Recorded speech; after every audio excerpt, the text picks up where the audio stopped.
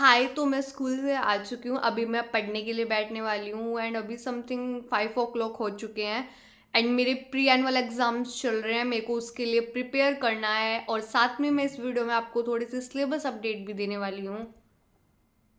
Anyways, so video start करते हैं without getting delay. तो स्टार्ट करते हैं सबसे पहले मैथ्स के होमवर्क से, क्योंकि मुझे पता है अगर मैं होमवर्क नहीं करके लाती तो सर वो पक्का चेक करते हैं। इसलिए मैं होमवर्क स्टार्ट कर रही थी और हमें वैसे 9th कंप्लीट करवा दी है, मतलब मैथ्स के अंदर, और हमें 10th चालू करवा दी है। तो 10th के अंदर टॉपिक था कोऑर्डिनेट ज्योमेट्री, जिसके अंदर हमें 3-4 टॉपिक करवाई दिए थे। और वैसे तो इस चैप्टर के अंदर ज़्यादा कुछ नहीं है, बस 1-2 फार्मूलाज है जिनसे सारे क्वेश्चन हो रहे हैं। अभी तक तो इतना हार्ड नहीं है, आगे का मैं कुछ कह नहीं सकती। मतलब जितना हमें करवाया उतना तो मेरे को आता ही है और मैं चाहती हूँ मेरे 10th के बेस क्लियर हो जाए ताकि मेरे को आगे जाके कोई भी दिक्कत ना हो। और सर भी यही चाहते हैं कि हमें बाद में कोई प्रॉब्लम ना हो, हमारे बेस अभी क्लियर हो जाए। यहाँ पे मैं बहुत ही ज़्यादा स्लो मोशन में होमवर्क कर रही थी।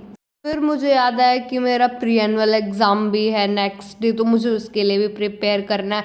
उसके बाद मैंने थोड़ी सी ज़्यादा स्पीड पकड़ी और फिर मेरा होमवर्क हो गया।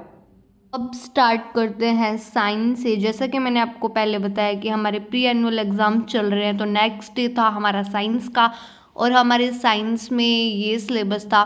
Chapter 1st, 2nd, 3rd, 4th, 5th, 6th, ये 6 चैप्टर हमारे आ रहे थे। एंड फर्स्ट वैसे मेरा क्लियर था, सेकंड में मेरा थोड़ा सा डाउट था, एंड थर्ड भी मेरा क्लियर था, फोर्थ भी क्लियर था और फिफ्थ भी क्लियर था, पर सिक्स्थ मेरा थोड़ा सा बचा हुआ था।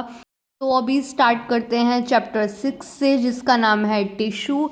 एंड वैसे उसका मैंने शुरुआत का पोर्शन कंप्लीट कर लिया था जो था प्लांट टिश्यू, और प्लांट टिश्यू टॉपिक वैसे काफ़ी छोटा था और बहुत इजी भी। तो फिर बात करते हैं एनिमल टिश्यू की। एनिमल टिश्यू का भी ये पहला पेज मैंने कंप्लीट कर लिया था, से लगना था।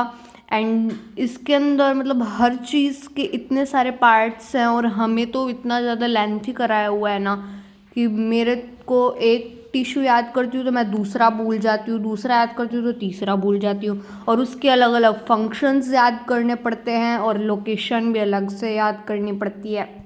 यहाँ पे मैं पढ़ रही थी बेसमेंट मेम्ब्रेन, और डायग्राम देखो तो मैंने कितना गंदा बना रखा है। मतलब इस दिन सर कॉपी चेक कर रहे थे और मैंने जल्दबाजी में कुछ भी बना दिया मेरी फ्रेंड की कॉपी से देख के, और फिर यहाँ पे मैं थोड़ी सी पढ़ के बोर हो गई थी बिकॉज मैं चैप्टर के एंड फेज पे थी, तो मैं बोर हो गई थी। पर जैसे ही मैंने मेरी इस डोल के पास देखा, मतलब ये मेरे को अलग ही मोटिवेशन देती है भाई, मतलब इसका मोटिवेशन नेक्स्ट लेवल।